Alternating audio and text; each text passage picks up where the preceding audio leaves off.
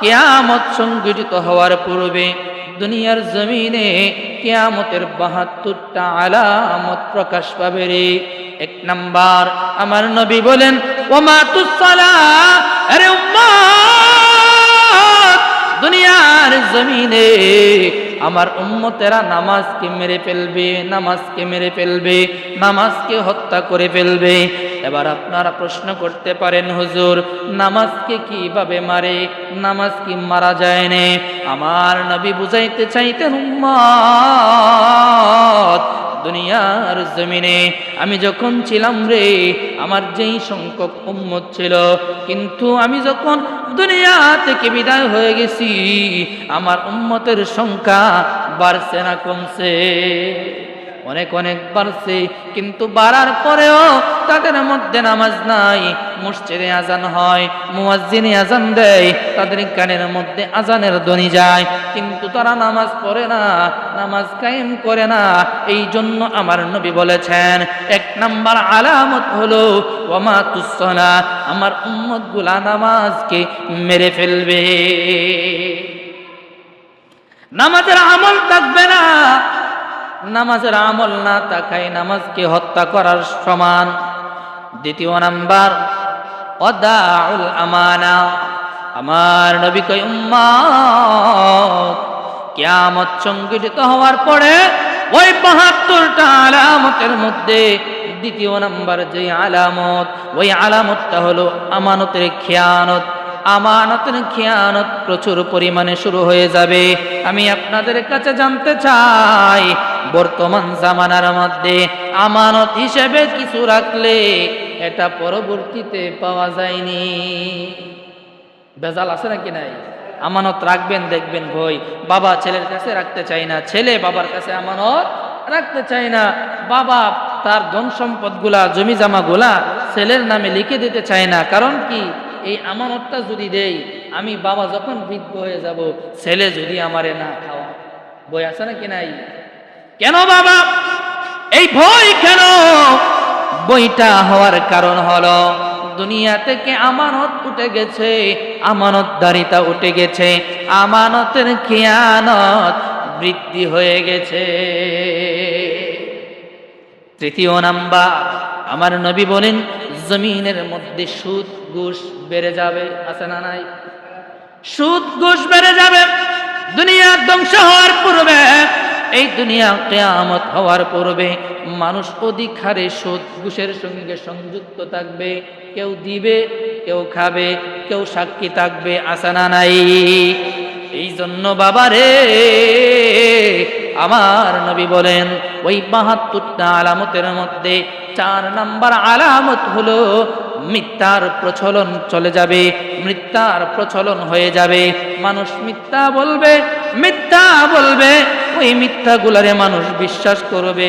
একটা জিনিস সমাজের মধ্যে বর্তমানে লক্ষ্য করে দেখবেন, যে যত সুন্দর করে গুছিয়ে গাছিয়ে মিথ্যা উপস্থাপন করতে পারে, ওই ব্যক্তিটাই সমাজের ভালো মানুষ আর পপুলার পারসন। ঠিক না বেঠিক? মিথ্যা মানুষের কাছে এত মজা, মিথ্যা এত মজা, কারণ মিথ্যার মধ্যে শয়তানি আছে। আছে নাকি নাই? এই মিথ্যা যে যত বেশি বলতে পারে, দেখবেন সমাজে তার গ্রহণযোগ্যতা তত বেশি। ৫ নাম্বার, আমার নবী বলেন উম্মত সন্তানগুলা পিতা মাতার অবাধ্য হয়ে যাবে। আছে না নাই? এখন দেখবেন পিতামাতা কই, সন্তান তুমি এই দিকে যাইও না, এই কাজটা কইরো না, অমুকের সাথে যাইও না, কারণ অমুক ভালো নয়, তার সঙ্গ ভালো নয়, তার সঙ্গে যদি যাও খারাপ হয়ে যাইবা, এই কাজটা যদি করো খারাপ হয়ে যাইবা, এই কাজটা কইরো না। সন্তান নামাজ পড়ো, মসজিদে যাও, হুজুরদের সঙ্গে, আলেম ওলামাদের সঙ্গে, মসজিদের ইমাম সাহেবের সঙ্গে একটু সময় দাও, কোরআন শিখো, নামাজ শিখো, ধর্ম শিখো। কিন্তু বাবা দেখবেন ওই সন্তানটা মাতা পিতার কথা মানে না, মাতা পিতার অবাধ্য আচরণ করে। আছে না নাই? এগুলা হলো কিয়ামতের লক্ষণ। ৬ নাম্বার, আমার নবী নবী বলে উম্মতের দলেরা রে, ওই আখিরি জামানার মধ্যে আমার উম্মতদের মধ্যে তালাক অধিক হারে বৃদ্ধি পেয়ে যাবে। তালাক, আমাদের সমাজে তালাক কম নাকি বেশি? কিছু হইলে দেখবেন তুই তালাক তালাক, আছে না নাই? এই জন্য বাবা আমার নবী ভবিষ্যৎবাণী করে গিয়েছেন, 7 নাম্বার দুনিয়ার জমিনের মধ্যে পুরুষের সংখ্যা কমে যাবে, নারীর সংখ্যা বৃদ্ধি পেয়ে যাবে। 8 নাম্বার হলো ভণ্ড নবী, ভণ্ড নবুয়তি দাবি করবে, আছে নাকি নাই? গোলাম মোহাম্মদ কাদিয়ানি সেও নবী দাবি করেছে, এই রকম অনেক অনেক ভণ্ডগুলা নবী দাবি করেছে, আছে নাকি নাই? 9 নাম্বার মানুষের মস্তিষ্ক থেকে দিনের ইলম উঠে যাবে, মানুষ দিন শূন্য হয়ে যাবে, ইলম শূন্য হয়ে যাবে। এমনি ভাবে বাবা প্রত্যেকটা আলামত কিয়ামতের পূর্বে দুনিয়ার জমিনে প্রকাশ হতে থাকবে রে। আমার নবী বলেন এই আলামতগুলোর মধ্যে 3টা আলামত হলো মসজিদ ভিত্তিক। কি ভিত্তিক? মসজিদ কেন্দ্রিক। 1 নাম্বার, মসজিদগুলা দিনে দিনে জাঁকজমকপূর্ণ হবে, চাকচিক্যময় হবে, দেখতে সুন্দর হবে, টাইলস লাগাইবে, এয়ার কন্ডিশন লাগাইবে, এসি লাগাইবে, জেনারেটর লাগাইবে, সুন্দর করে ডেকোরেশন করবে। বাবা আমি আপনাদের কাছে জানতে চাই, আজ থেকে 50 বছর আগে মসজিদের যে অবস্থা ছিল এখন কি এমন আসেনি? 50 বছর আগে ছিল টিনের ছাউনি দিয়া, এখন হলো বিল্ডিং, ঠিক না বেটি? 50 বছর আগে ফ্যান ছিল না, লাগাইতে পারতেন না, সারা মসজিদে একটা ফ্যান লাগাইলে আর লাগানোর সামর্থ্য ছিল না, মানুষ হাত পাকা দিয়া বাতাস করত। আর এখন মানুষগুলা মসজিদের মধ্যে 2 হাত দূরত্বে দূরত্বে ফ্যান লাগায়, আবার এসিও লাগায়, আছে নাকি নাই? 2 নাম্বার আমার নবী বলে উম্মত ওই দুনিয়ার জমিনে মসজিদগুলা চাকচিক্যময় হওয়ার পরে উঁচু উঁচু মসজিদের মিনার হবে, আছে নাকি নাই? 3 নাম্বার ওই মসজিদের মধ্যে মুসল্লি পাওয়া যাবে ঠিকই, কিন্তু ইমানদার দিলওয়ালা মুসল্লি খুঁজে পাওয়া যাবে না রে। কথা বাস্তব না অবাস্তব? বাস্তব। মুসল্লি পাওয়া যাবে কিন্তু দিলওয়ালা ইমানদারওয়ালা মুসল্লি নাই। দেখবেন মসজিদে আয়েশাও অনেক মানুষ অমুকে কি করছে তমুকে কি করছে বলা শুরু করে, আছে নাকি নাই? ওই মসজিদ কেন্দ্রিক 3টা আলামত, মসজিদ কেন্দ্রিক 3টা আলামত আমার নবী এইভাবে ব্যাখ্যা দিতেছে। ওরে দুনিয়ার মানুষ শুনো শুনো, কিয়ামতের আলামত গুলার মধ্যে 2টা ভাগে বিভক্ত করা হয়েছে। কিছু আলামত হলো ছোট আলামত, আলামতে সুগরা, আবার কিছু আলামত হলো আলামতে কুবরা। ওই ছোট আলামত কিছু, ওই ছোট আলামত গুলা যখন সংগঠিত হবে বুঝতে হবে কিয়ামতের বড় আলামত গুলা শুরু হয়ে যাওয়ার সময় হয়েছে। আবার যখন বড় আলামত গুলা সংগঠিত হবে, এই আমার উম্মত তোমরা বুঝতে পারবা, বোঝার চেষ্টা করবা, উপলব্ধি করবা রে কিয়ামত অতি সন্নিকটে চলে আসছে। এই বড় আলামত গুলা হলো 10টা। 10টার মধ্যে 1 নাম্বার যে আলামত আমার নবী কই তলাশ শামসি মিন মাগরিবিহা, ও দুনিয়ার মানুষ কিয়ামতের পূর্বে ওই সূর্যটা এখন পূর্ব দিকে উঠে, ঠিক না বেঠিক? সূর্যটা আর পূর্ব দিকে উঠবে না, এই সূর্যটা পশ্চিম দিকে উদিত হবে রে। এই সূর্য পশ্চিম দিকে উদিত হবে। বড় 10টা আলামতের মধ্যে সর্বপ্রথম আলামত, 2 নাম্বার আলামত আমার নবী কই দাব্বাতুল আরদ, ওই আব্বাতুল আরদ হলো এমন একটা প্রাণী, এমন একটা অদ্ভুত প্রজাতির প্রাণী, তারা জমিনের নিচ থেকে তারা জন্ম হবে, মাটির নিচ থেকে জন্ম হবে, দিনের শুরুতে জন্ম হয়ে দুনিয়ার মানুষের সঙ্গে তারা কথা বলতে থাকবে। ওই দাব্বাতুল আরদ দুনিয়ার মানুষগুলারে দুইটা ভাগে বিভক্ত করবে। যারা হলো বিশ্বাসী ইমানদার তাদেরকে দিবে একটা ভাগে, একটা শ্রেণীতে বিভক্ত করবে। আর যারা হলো বেঈমান মুনাফিক কাফের মুশরিক তাদেরকে একটা ভাগে বিভক্ত করবে। আমার নবী কয়, আরে উম্মত, তৃতীয় নাম্বার ইয়াজুজ ওয়া মাজুজ। এই ইয়াজুজ মাজুজ দুনিয়ার জমিনের মধ্যে আসবে, তারা দুনিয়ার জমিনের মধ্যে আসবে, দুনিয়াতে আইসা দুনিয়ার মধ্যে বড় ধ্বংসযজ্ঞ করবে।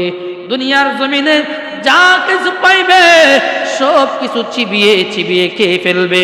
তারা এমন একটা ভয়ঙ্কর জাতি, এমন একটা ভয়ঙ্কর প্রাণী রে, যাদের দুইটা কানের বর্ণনা আমার নবী হাদিসের মধ্যে বলেছেন।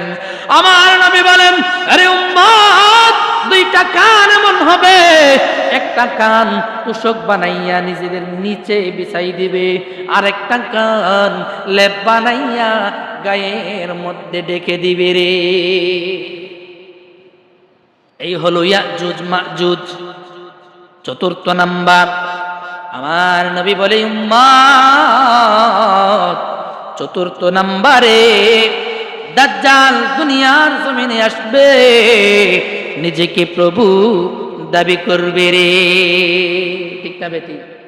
দাজ্জাল আইবনি, দাজ্জাল আসবে, এক হাতে জান্নাত আর এক হাতে জাহান্নাম, কপালে লেখা থাকবে কাফির কাফারা। কিন্তু বাবারে, এই দাজ্জাল তার শক্তি থাকবে অপরসীম, তাকে আল্লাহ শক্তি দিয়ে দিয়েছে। ওই দাজ্জাল জান্নাত জাহান্নাম মানুষকে দেখাইবে, বলবে দুনিয়ার মানুষ তাকাইয়া দেখো, আমি তোমাদের প্রভু, আমাকে তোমরা প্রভু স্বীকারোক্তি দাও। আমাকে যদি প্রভু স্বীকারোক্তি দাও, এই যে দেখতেছো জান্নাত, এই জান্নাত হবে তোমার স্থান। আর আমাকে যদি প্রভু না মানো রে, এই যে দেখতেছো জাহান্নাম, এই জাহান্নামের মধ্যে হবে তোমার স্থান। নাউজুবিল্লাহ। জান্নাত দেওয়ার মালিক কে? আমার আল্লাহ হলো জান্নাত দেওয়ার মালিক। কিন্তু দাজ্জাল তো জান্নাত দেখাবে, জাহান্নাম দেখাবে। যাদের ঈমান আছে রে, তারা কপালে কাফ আলিফ র ফা র দেখে চিনে যাবে। তারা কাফেরকে চিনবে, ঈমান আনবে না। তারা যখন ঈমান আনবে না, ওই দাজ্জাল তাদেরকে হত্যা করবে। আল্লাহ তাআলা তাদেরকে শহীদের মর্যাদা দিবে, তারা চলে যাবে জান্নাতে। আর যারা বুকার স্বর্গে বাস করে, ঈমানের দুর্বলতা আছে, ঠিক মতো আমল করে নাই, খুদা চেনে নাই, রাসূল চেনে নাই, মুনাফিকি করেছে, রাসূলের শানে গুস্তাকি করেছে, তারা ওই দাজ্জালকে খুদা মানবে। খুদা মানতে দেরি হবে রে, তাদের স্থানটা আমার আল্লাহ জাহান্নামে ফালাইতে দেরি করবে না।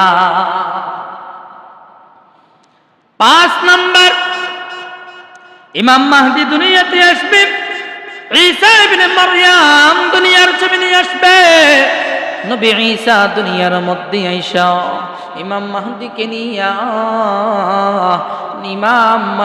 নিয়া ঈসা নবী দাজ্জালকে ধ্বংস করবে। যুদ্ধ করতে করতে ইসলামের বিজয় নিশান উড়াবে। ওই ঈসা নবী দাজ্জালকে হত্যা করবে রে।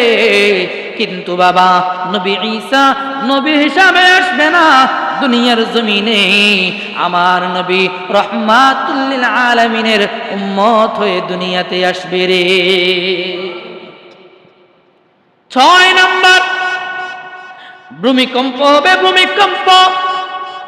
ভূমিধস হবে। এই ভূমিধস হবে 3 প্রকারে।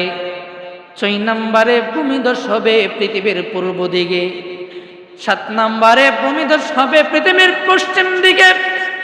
8 নাম্বারে ভূমিধস হবে ওই আরবের উপদ্বীপের মধ্যে। এমন কঠিন ভয়াবহ ভূমিধস হবে রে, যা পৃথিবীর মানুষ ইতিপূর্বে কোনোদিন এরকম ভয়ঙ্কর ভূমিধস দেখে নাই। 9 নাম্বার, একটি দোয়া বের হবে। আগুন যখন চুলার মধ্যে জ্বালায় বাবা, দেখবেন একটা দোয়ার সৃষ্টি হয় কি হয় না? এরকম একটা দোয়া দুনিয়ার জমিনে সৃষ্টি হয়ে যাবে রে। ওই দোয়াটা মুমিনদের জন্য হবে রহমত, আর কাফের বেঈমান মুশরিক মুনাফিক তাদের জন্য হয়ে যাবে গজব। 10 নাম্বার, সর্বশেষ, ইয়েমেনের আগুন নগরী থেকে একটি আগুনের শিখা বেরিয়ে যাবে। ওই আগুনের শিখাটা মানুষগুলারে, দুনিয়াতে যত মানুষ আছে সমস্ত মানুষগুলারে দলবদ্ধভাবে হাঁকিয়ে হাঁকিয়ে সিরিয়া তথা হাসরের ময়দানের দিকে একত্র করে দিবে রে। এ হলো বড় দশটা আলামত। তো কিয়ামত যে হবে আপনার আমার বিশ্বাস হয় কি হয় না? আলামত গুলা ঘটবে, কিয়ামত শুরু হয়ে যাবে। আমার নবী বলে, উম্মত, কিয়ামত যখন সংগঠিত হবে, কিয়ামত যখন অতি নিকট হবে রে, ওই কিয়ামতটা যখন অতি নিকট হবে, তোমাদের উপর আযাব গজব এমন ভাবে নাজিল হইতে থাকবে, যেমন একটা তাসবিহ দানা, তার সুতাটা যদি ছেড়ে দেন 100 দানা, দেখবেন সেকেন্ডের মধ্যে চলে গেছে। ঠিক না বেঠিক? সেকেন্ডের মধ্যে ছিঁড়ে ছিঁড়ে একটা একটা করে জমিনের মধ্যে পড়ে যাবে। তেমনি ভাবে, এমন দ্রুত ভাবে কিয়ামত যখন সন্নিকটে চলে আসবে, মানুষের উপর এত দ্রুত গজব আল্লাহর পক্ষ থেকে নাজিল হতে থাকবে। এই কিয়ামত হবে, আপনার আমার যখন মরণ হবে, নাম হবে মৃত্যু। আর যখন দুনিয়া ধ্বংস হয়ে যাবে, নাম হবে কিয়ামত। কেউ থাকবে না, টাকার সামর্থ্য কারো নাই, ক্ষমতা কারো নাই, অধিকার কারো নাই। থাকবেন যিনি, তিনি কে? আরো জোরে বলেন, তিনি কে? ওই আল্লাহ ছাড়া কেউ দুনিয়ার জমিনে থাকবে না। দুনিয়ার জমিনে যখন কোনো ইমানদার থাকবে না, আল্লাহর নাম নেওয়ার মতো যখন কেউ থাকবে না, আমার আল্লাহ রাব্বুল আলামিন ইসরাফিল আলাইহিস সালাতু ওয়াস সালামকে বলবে, ওরে ইসরাফিল, আর দেরি কইরো না, আমি আল্লাহর নাম নেওয়ার মতো দুনিয়ার মধ্যে কেউ নাই। আমি চাই রে ওই দুনিয়াটা তুমি ধ্বংস করে ফেলো। আরে ইসরাফিল, আমি আল্লাহ তোমারে বানাইছি, কোনো কাজ তোমারে এই পর্যন্ত দেই নাই, কোনো দায়িত্ব তোমারে দেই নাই। একটা মাত্র দায়িত্ব দিয়েছি রে, ওই দায়িত্বটা হলো সিংহার মধ্যে ফুৎকার দেওয়া। ঠিক কিনা? আমার আল্লাহ বলবে, ইসরাফিল, সিংহার মধ্যে ফুৎকার দাও। সিংহার মধ্যে ফুৎকার দিতে দেরি হবে রে, উঠা দুনিয়া ভেঙ্গে চুরমার তছনছ হতে দেরি হইবে না। এমন একটা কঠিন দিনে দুনিয়ার বড় বড় পাহাড় গুলা, অট্টালিকা গুলা দলিসাৎ হয়ে তুলার নেই উড়বে, তুলার নেই উড়বে। সমুদ্রের পানি এগুলা উপচে পড়বে। ওরে দুনিয়ার মানুষ, আমার আল্লাহ তাআলা কয়, ইসরাফিল আলাইহিস সালাতু ওয়াস সালাম যখন তার 2টা ঠোঁটের মধ্যখানে সিংহাটা রাখছে, এখনো তার 2টা ঠোঁটের মধ্যে সিংহা রাইখা আমার আল্লাহর অর্ডারের জন্য অপেক্ষা করতেছে রে বাবা। আমার আল্লাহ যখন অর্ডার করবে, সঙ্গে সঙ্গে যখন ফুৎকার দিবে, এমন একটা ভয়ঙ্কর বিকট শব্দ হবে, আমার আল্লাহ কয় এমন একটা ভূমিকম্প হবে রে, যেই ভূমিকম্পটা ইতিমধ্যে দুনিয়ার জমিনে তোমরা কোনোদিন কখনো দেখো নাই রে। কেমন ভয়াবহ হবে! আমার আল্লাহ বলেন ইন্না জালজালাতাস সাআতি শাইউন আযীম। এ দুনিয়ার মানুষ, নিশ্চয় এমন ভয়ঙ্কর হবে রে, এমন ভয়ঙ্কর হবে, এই ভূমিকম্প তোমরা দেখবা তো দূরের কথা, তোমাদের কল্পনার মধ্যে, তোমাদের ইমাজিনের মধ্যে কখনো কোনোদিন আসতে পারে না। যে ভয়ঙ্করটা হবে সেটা শুধু আমি আল্লাহ জানি। আর ওই কিয়ামতের সময় বোঝা যাবে এই ভূমিকম্পটা কতটুকু ভয়াবহ হবে, ভয়ঙ্কর হবে। আল্লাহু আকবার বলি। আল্লাহ তাআলা বলেন ইয়াউমা তারাউনাহা তাযহালু কুল্লু মুরদিআতিন আম্মা আরদাআত ওয়া তাদাউ কুল্লু নাফসি যাতিন হামলিন হামলাহা ওয়া তারান নাসা সুকারা। আরে দুনিয়ার মানুষ, এমন ভয়াবহ হবে যখন দুনিয়ার মহিলাগুলা যারা মা হয়েছে, সন্তানগুলারে 6 মাসের সন্তান, 1 বছরের সন্তান, 2 মাসের সন্তান, ওই সন্তানগুলারে কোলে নিয়ে দুগ্ধ পান করাবে। এই দুগ্ধ পান করাবে মা, কঠিন ভয়াবহ আওয়াজ যখন হবে, মা সন্তান রে পালাইয়া একটা দূর মারবে রে, পাগলের বেশে আওলাকে সে দৌড়টা মারবে। মা কোথায় যায় আর সন্তান কোথায়, মার কোনো খেয়াল থাকবে না রে। একদিন মাটির ভিতরে হবে ঘর রে, মনামার কেন বন্ধ দালান ঘর রে, মনামার কেন বন্ধ দালান ঘর। যাইতে হবে কি হবে না? এই দালান ঘর আপনার সঙ্গে যাবে নি, দালান ঘর সঙ্গে যাবে না। টাকা পয়সা, ব্যাংক ব্যালেন্স, স্ত্রী সন্তান, পরিবার পরিজন কেউ সঙ্গে যাবে না। আমার আল্লাহ কই, ও দুনিয়ার মানুষ শুনো, দুগ্ধ পান করা শিশুগুলারে ফালাইয়া একটা দূর মারবে, মার সন্তানের কোনো খবর থাকবে না, মার কোনো হুঁশ থাকবে না। শুধু তাই নই রে, এমন এমন মহিলাগুলা যারা কনসেপ্ট করেছে, 2 মাস হয়েছে, 4 মাস হয়েছে, 6 মাস হয়েছে, ওই বাচ্চাগুলা পেটের মধ্যে থাকবে রে। ওই বিকট আওয়াজটা যখন হবে, পেট ফাইটা আপনা আপনি বাচ্চাগুলা দুনিয়ার জমিনের মধ্যে ভূমিষ্ঠ হয়ে যাবে রে। আহ, কেমন কঠিন হবে ওই কঠিন মুসিবতের দিনে।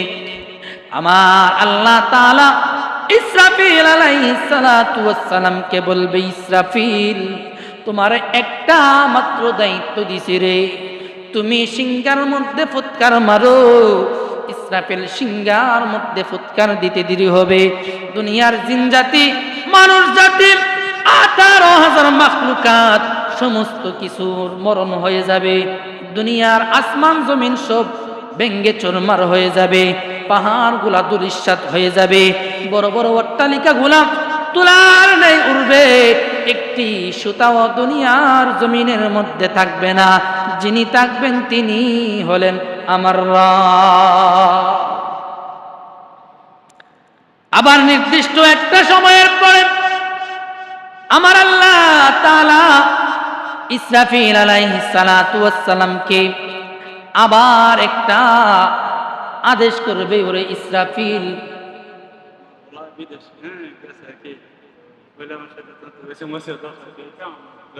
আলহামদুলিল্লাহ, মাশাআল্লাহ মাশাআল্লাহ, আল্লাহ তাআলা ওনার ছেলের কামাই রোজগারের মধ্যে বরকত দান করুক, সকলে বলি আমিন।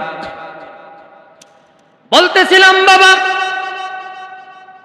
ইসরাফিলকে দ্বিতীয় ফুৎকার দেওয়ার জন্য বলবে নির্দিষ্ট একটা সময়ের পরে। ওই সময়টা হলো 40,000 বছর। কই হাজার বছর? 40,000 বছর। প্রথম ফুৎকারে দুনিয়া কিয়ামত হয়ে যাবে, আর দ্বিতীয় ফুৎকারে দুনিয়ার মধ্যে যারা ছিল, যারা মরে গেছে, সমস্ত প্রাণীগুলারে পুনরায় জীবন দান করবেন কে? 40,000 বছর পরে দুনিয়ার জমিন থেকে তাদেরকে কবর থেকে উঠাইবে, জীবন দান করবে, রূহ দান করবে। বন্ধু, 40,000 বছর পর মানুষগুলারে কবর থেকে উঠানোর কারণ কি? আবার কি তাদেরকে দুনিয়াতে পাঠাইব? আবার কি তারা দুনিয়ার জীবনে বাড়িঘর বানাইব? আবার কি চাকরি নকরি করব? আবার কি তারা সংসার করব নি? আমার আল্লাহ কই না না, তাদেরকে দুনিয়ার মধ্যে যখন পাঠাইছিলাম ওই দুনিয়ার মধ্যে থাইকা তারা কি করছে, কি করছে, ভালো কাজ কতটুকু করছে, মন্দ কাজ কতটুকু করছে রে, আমি আল্লাহ যাররা যাররা হিসাব নেওয়ার জন্য হাসরের ময়দান বানাইব। ওই হাসরের ময়দানে ওই সকল বান্দা গুলারে আমি পুনরায় জীবন দেব রে। আম্মা জান আয়েশা সিদ্দিকা হুজরা মুবারকের মধ্যে কান্না করতেছেন।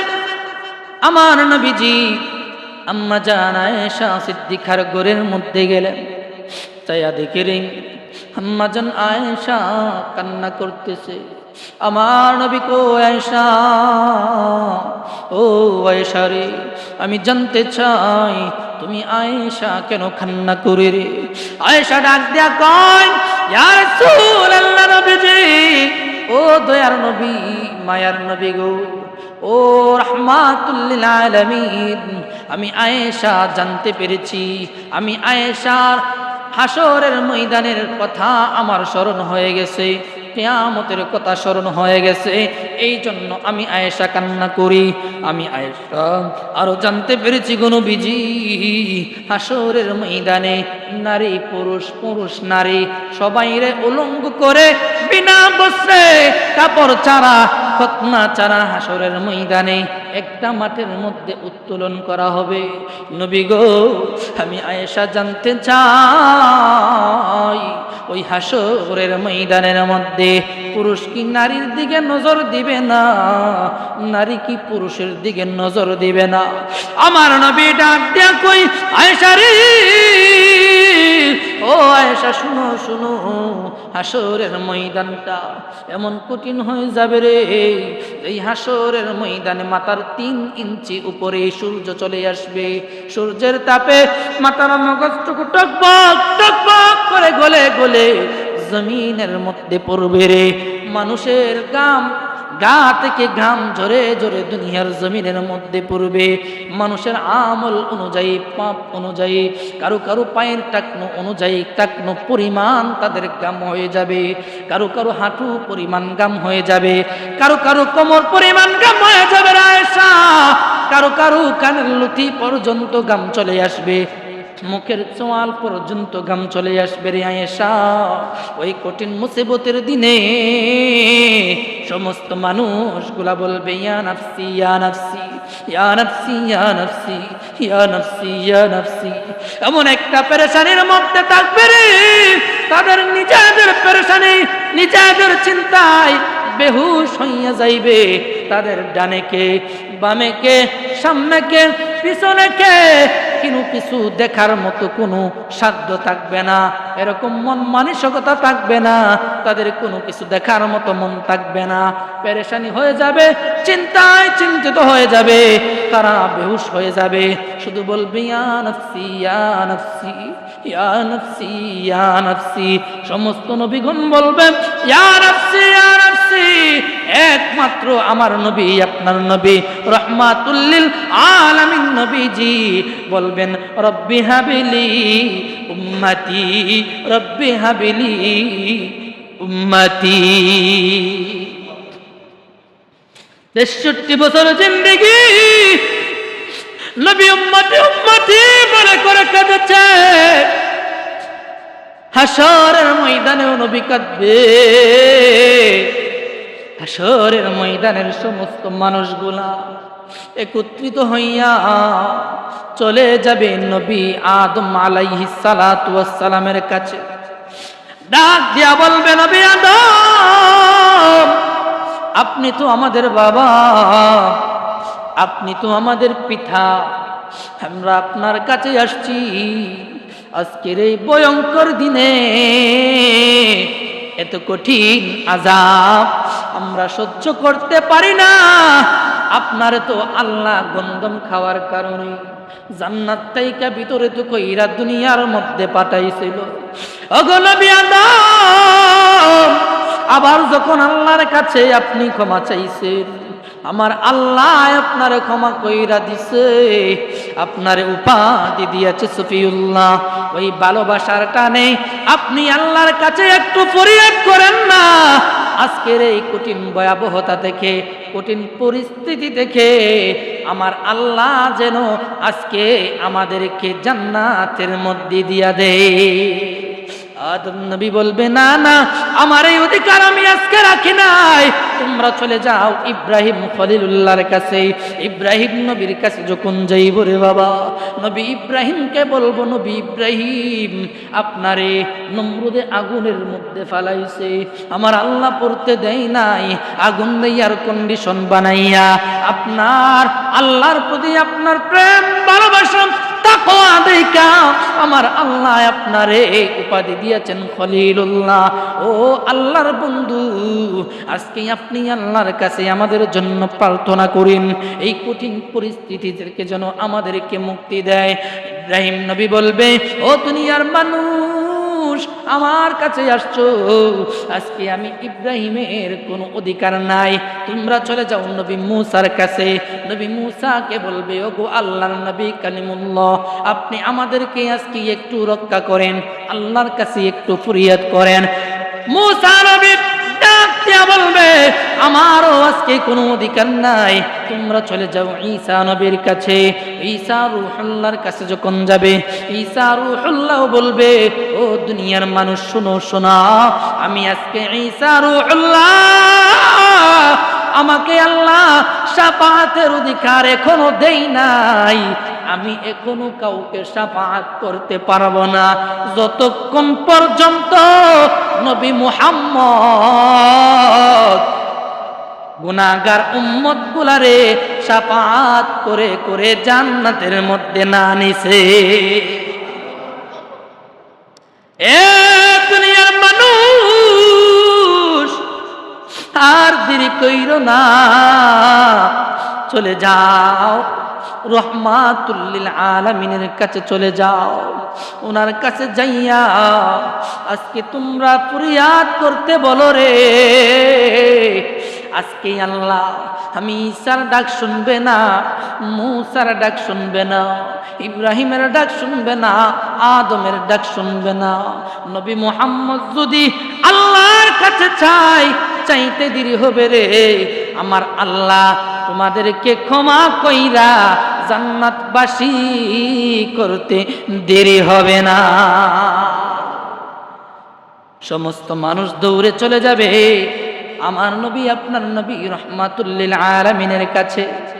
গিয়া দেখবে রে সমস্ত মানুষ কান্দে, ইয়া নাফসি ইয়া নাফসি করে, আপনার আমার নবী কান্দে, রব্বি হাবিলি উম্মতি, রব্বি হাবিলি উম্মতি, ওরে রব্বি হাবিলি উম্মত বলে কান্দে নবী যারে যারে, ও এখনো কান্দেন গো নবী, এখনো কান্দেন গো নবী, শুইয়া সোনার মদিনায় যাইয়া দেখো ও মুমিন ভাই, যাইয়া দেখো মুমিনে ভাই, আল্লাহর হাবিবি রওয়া যায় কান্দেন তিনি মদিনায়, যাইয়া দেখো ও মুমিনে ভাই, যাই ও মুমিনে ভাই। এ দুনিয়ার মানুষ শুনো, কুমিল্লার বাবারা গভীর মনোযোগ দেন, একটু বুঝার চেষ্টা করুন রে বাবা। আমার নবীর কাছে যখন যাইবে, আমার নবী সেজদার মধ্যে পড়ে যাবেন। আল্লাহর কুদরতি পায়ের মধ্যে যখন সেজদায় পইরা দুইটা চোখের পানি গুনাহগার উম্মতের জন্য ছেড়ে দিয়া কাঁদবে, আমার নবী সেজদায় পড়তে দেরি হবে রে, আমার আল্লাহর আরশের মধ্যে একটা জাকুনি মারবে, আল্লাহর আরশে ঝড় উঠতে দেরি হবে না। আল্লাহু আকবার। আমার আল্লাহ বলবে, হাবিব আজকে আপনি কেন কান্না করেন, কেন কান্না করেন?